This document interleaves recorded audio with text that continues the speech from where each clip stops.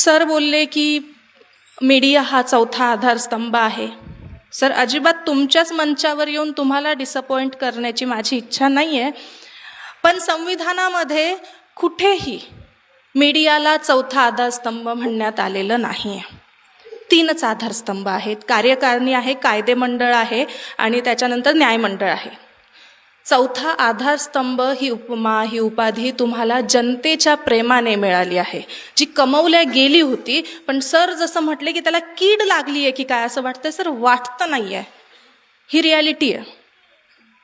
त्या स्तंभाला कीड लागली आहे आणि ती संपवण्याचं काम तुम्हाला करायचं आहे.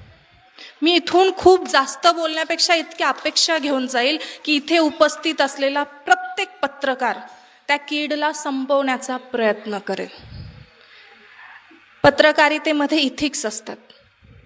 मला 1993ची एक घटना आठवते, जेव्हा माझा जन्मही नव्हता झाला, पण मी नंतर ती वाचली. केल्विन कार्टर नावाचा एक पत्रकार सुदानमध्ये जेव्हा दुष्काळ पडला होता, रिपोर्टिंग करायला गेला होता. कुपोषित एक मुलगी जी मातीत पडलेली होती आणि एक गिधाड तिच्या मरण्याची वाट बघत होतं, असा एक फोटो त्याने टिपला. न्यूयॉर्कमध्ये तो खूप फेमस झाला, जगभर त्याची चर्चा झाली, त्या फोटोची चर्चा झाली. केल्विन कार्टरला त्याच्यासाठी पुरस्कार मिळाला. पण काही दिवसाने न्यूयॉर्क टाइम्समध्ये एक लेख छापून आला, ज्याचं शीर्षक होतं की त्या फोटो जिथे काढला गेला तिथे एक नाही 2 गिधाड होती. एक त्या मुलीच्या मरण्याची वाट बघणारं, दुसरं त्या मुलीला मरताना सोडून येणार.